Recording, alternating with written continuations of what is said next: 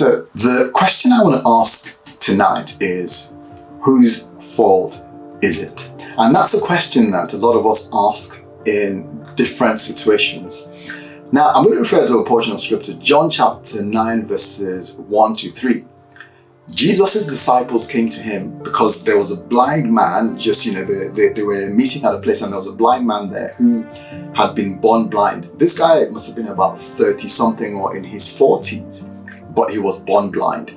And Jesus' disciples came to him and said, Jesus, this man that was born blind, whose fault was it that he was born blind? Was it his parents' fault?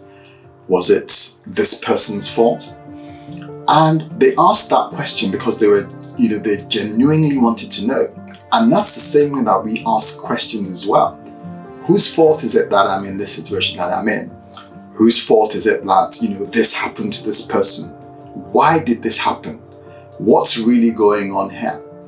And Jesus' response was interesting. He didn't give them the answer with regards to whose fault it was or whose fault it wasn't, because he knew that, that wouldn't really help matters anyway, even if you knew whose fault it was.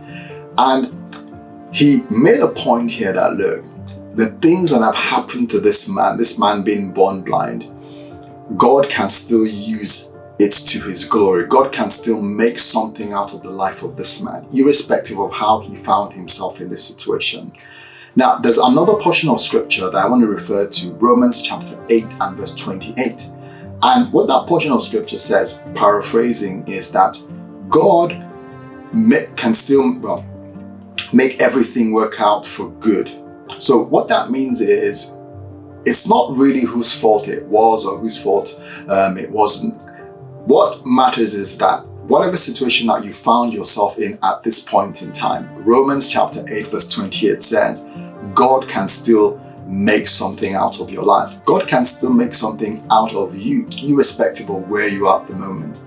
So Jesus was saying in this context, it doesn't really matter whose fault it was. I can still make things work in your life.